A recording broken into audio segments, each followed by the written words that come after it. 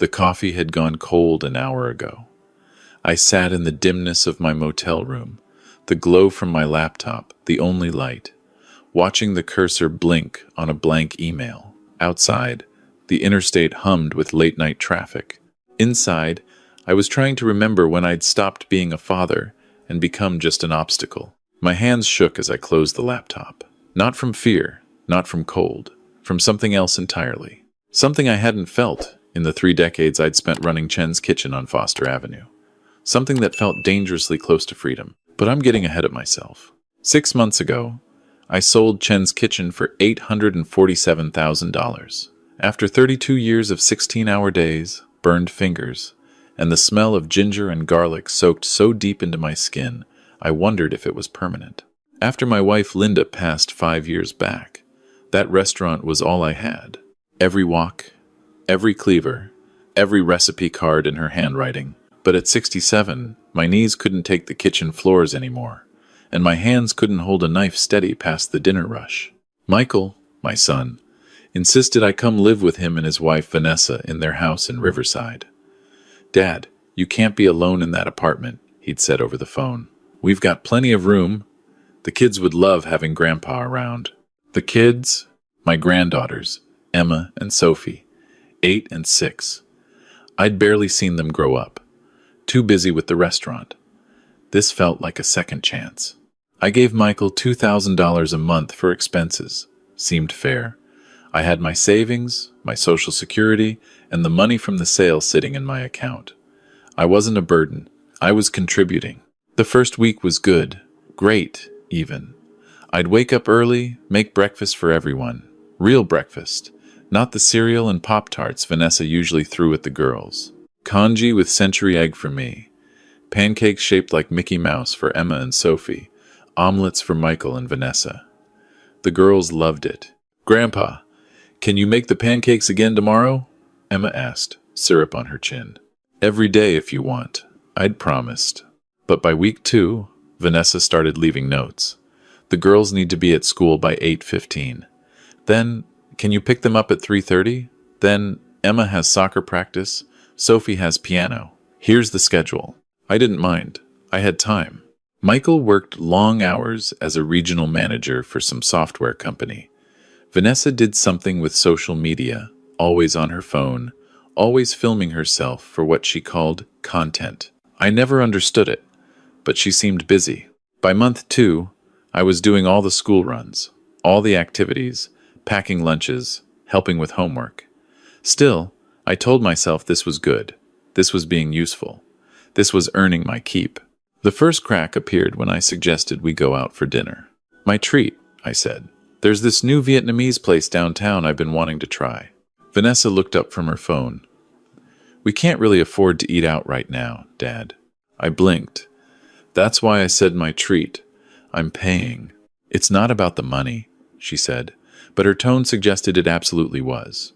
"It's about setting a good example for the girls. Financial responsibility."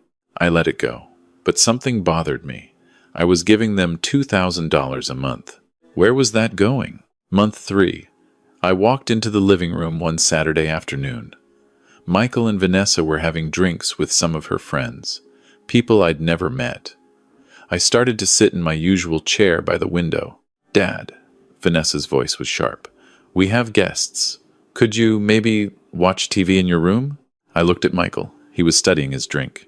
"I just wanted to read my paper," I said. "You make the place look cluttered," she said, laughing like it was a joke. Her friends laughed too. "No offense, but with all your stuff everywhere." My stuff. A reading lamp, my newspaper, the cardigan Linda had knitted me that I left draped over the chair because the air conditioning ran too cold. I went to my room. Through the thin walls, I heard Vanessa say, "I swear, it's like having a teenager again." Michael said nothing. Month 4, I noticed my toolbox was missing from the garage, the one Linda had given me for our 20th anniversary, with my initials engraved on the handle. I found it listed on Facebook Marketplace for $150. Vintage tool set, barely used. When I confronted Vanessa, she shrugged. "You weren't using it, and we needed the money for Sophie's piano lessons. You could have asked me. You would have said no." That's not the point. Look, Dad, if you're going to be difficult about every little thing.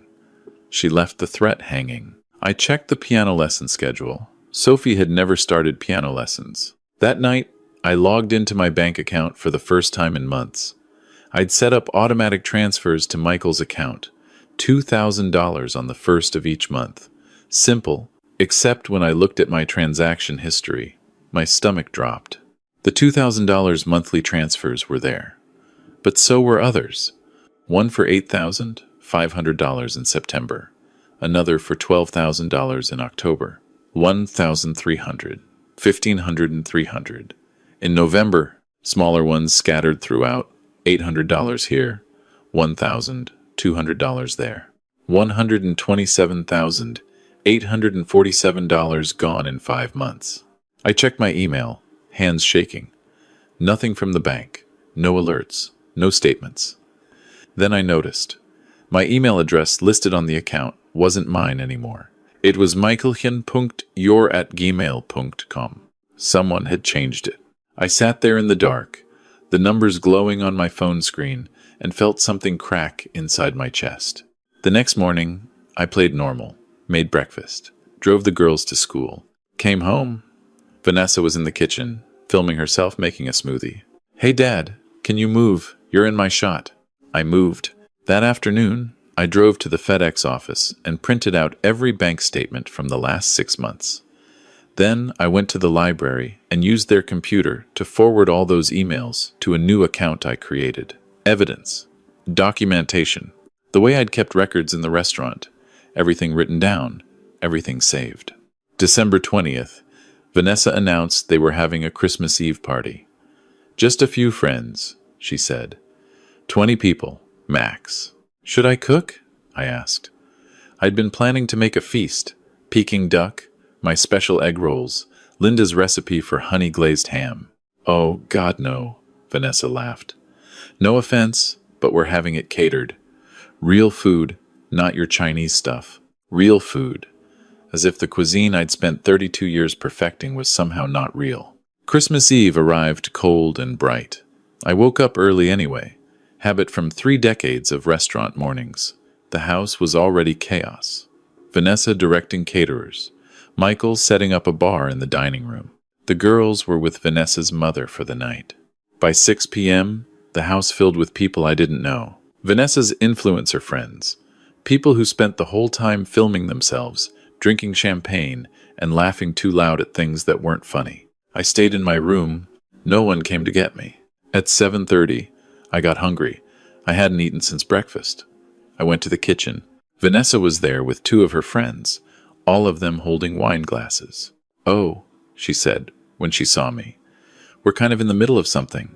I just need to make a sandwich." She exchanged looks with her friends. "Actually, Dad, the kitchen's kind of off limits right now. Party stuff, you know? I just need bread and there's food in the garage," she said.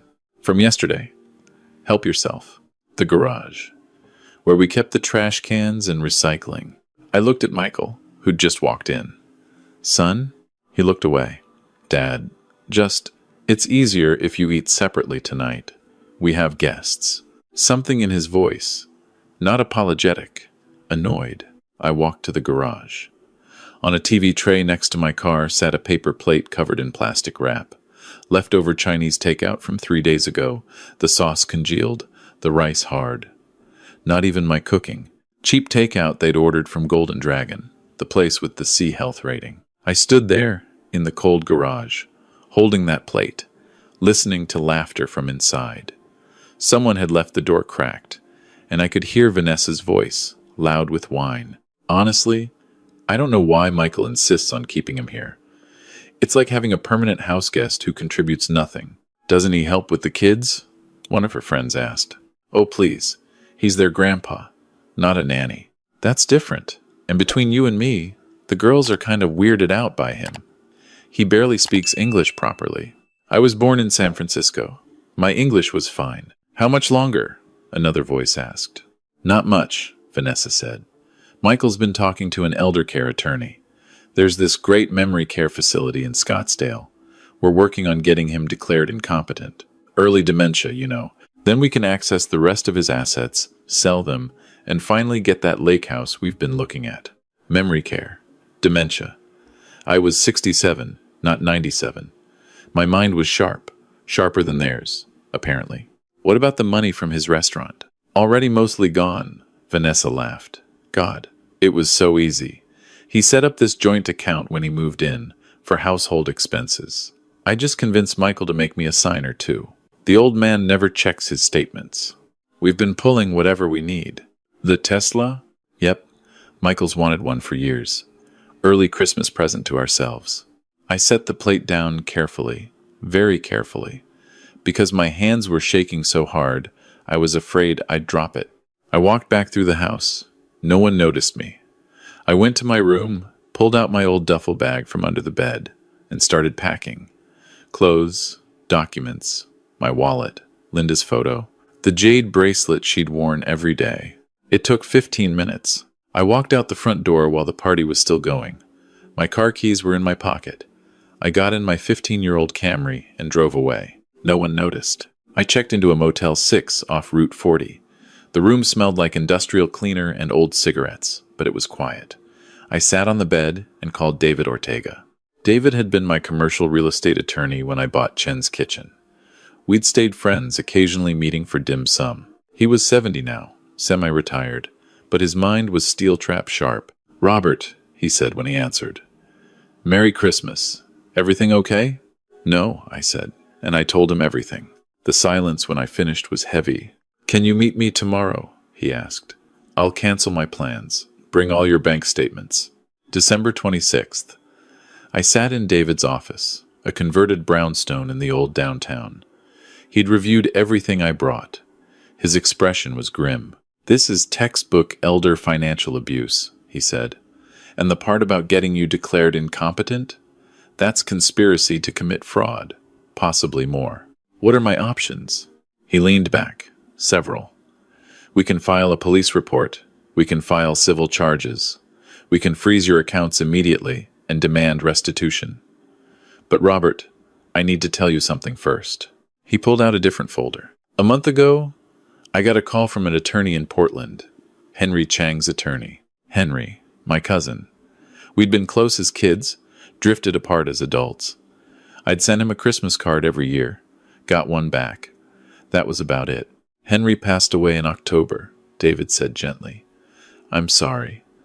I tried to reach you, but your phone went to voicemail, and my emails bounced back. Because Vanessa had changed my email address. Henry never married. No kids. He left everything to you. I've been trying to notify you for 6 weeks." He slid papers across the desk. He owned a beach house in Cannon Beach, Oregon. Small place, 2 bedrooms, right on the water. Paid off.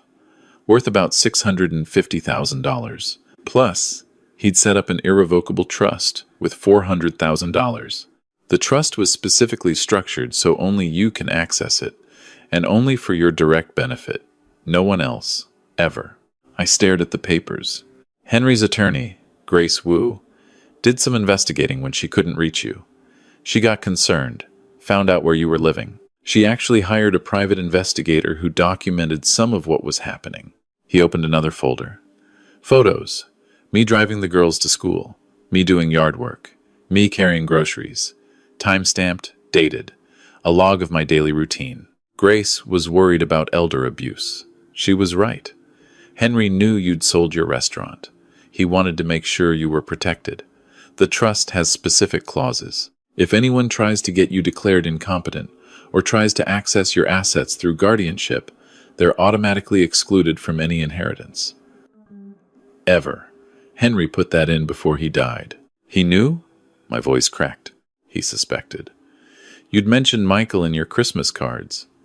Henry did some research, found Vanessa's social media, saw the lifestyle, the spending, did the math. He wanted to protect you, even after he was gone. I sat there, papers blurring in front of me. "So here's what I propose," David said. "We freeze your remaining accounts today. We file a police report for financial exploitation. We send Michael and Vanessa a letter demanding full restitution within 30 days. Or we pursue criminal charges. And you move to Oregon. Start over. You've earned it. The girls, I said. Emma and Sophie. We can arrange supervised visitation if you want. But Robert, they're not your responsibility. You raised your son. He made his choices. The girls have parents. You're allowed to live your own life now. That's what Linda used to say. Robert, you work too hard. Live a little. I'd never listened. One more thing, David said. Henry's beach house? It used to be a coffee shop. Ground floor commercial space. Residential above. It's been closed for years, but it's zoned for food service. A coffee shop. With a kitchen. I signed everything David put in front of me. 3 days later, Michael and Vanessa showed up at the motel. I'd made the mistake of using my credit card at the front desk. They'd found me. Vanessa's eyes were red. Dad, please. We can explain everything. Get out, I said. It's not what you think, Michael said. But he wouldn't meet my eyes. Just like at Christmas. I have a letter from my attorney, I said. You have 30 days to return $127,847, or I'm pressing criminal charges. That's it. That's all I have to say to you. We don't have that money, Vanessa said, and now she was crying. The Tesla lease, the house payment, my business investments. Sell the Tesla, I said. Sell whatever you need to. I don't care. Dad. Michael's voice was quiet. I'm sorry. You stood there and let her send me to the garage like a dog. I know. You said nothing. I know. Then you're sorry means nothing. Vanessa started to speak, but David stepped out from the motel office where he'd been waiting. This conversation is over. Any further contact goes through me. Here's my card. 30 days. They left. I drove to Oregon 2 weeks later. The beach house was exactly as David had described. Small, weathered gray by salt air, perched on a rocky outcrop with the Pacific stretching to infinity. The commercial space downstairs had good bones. Old espresso machine, industrial oven, plenty of counter space. I spent January cleaning, painting, planning. I wasn't opening another full restaurant. I was 67, not 40. But a small bakery cafe, coffee, pastries, maybe some simple lunch items. That I could do. I called it Linda's. She would have liked that. By March, I'd hired 2 local high school kids who needed after-school work.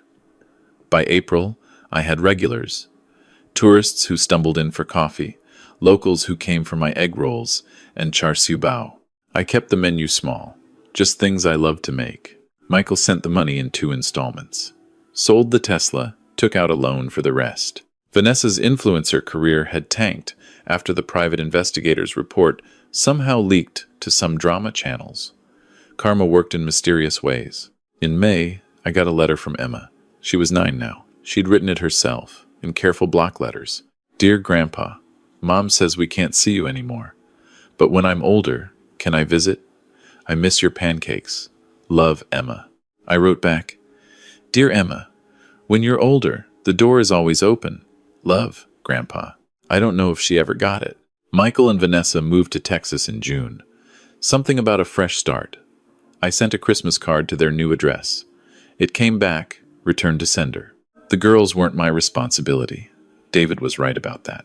But I still thought about them. On a Saturday morning in early December, almost a year after I'd left, I was behind the counter at Linda's, pulling a tray of cinnamon rolls from the oven when the door chimed. An older woman walked in, salt and pepper hair, expensive coat. Behind her, 2 teenage girls. My heart stopped. Mr. Chen, the woman said. I'm Victoria, Vanessa's mother. I believe you remember Emma and Sophie. The girls had grown. Emma was taller. Sophie's face had lost its baby roundness. Grandma Vicky brought us, Emma said, her voice uncertain. Is that okay? I looked at Victoria. She gave a small nod. I didn't know what was happening until after you left. I'm sorry. The girls have been asking about you. If you're willing, I'd like to arrange visits. Regular ones. With my supervision. Mom and Dad don't know we're here, Sophie said quietly. They don't need to know, Victoria said firmly. The girls deserve to know their grandfather. I looked at them. Really looked at them. Linda's eyes in their faces. Are you hungry? I asked. Emma's face lit up. Do you still make those pancakes? I can make some right now. Want to help? They came behind the counter. I showed Emma how to mix the batter, taught Sophie how to pour the perfect circle on the griddle. Victoria sat at a corner table, sipping coffee, watching with a soft smile. Why did you leave? Sophie asked as we cooked. I could have lied, could have said it was too complicated. But Linda always said kids deserve honesty. Sometimes people forget to be kind, I said. And sometimes you have to choose yourself. Was it because of Mom? Emma asked. Your mom and I had different ideas about family, I said carefully. But that doesn't change how much I love you too. We missed you, Sophie said. I missed you too, sweetheart. We sat together eating pancakes at the window table, watching waves crash against rocks. Emma told me about school, about her soccer team. Sophie told me about learning guitar. Normal things, kid things. When Victoria said it was time to go, the girls hugged me tight. Can we come back? Emma asked. Anytime Victoria brings you, I promised.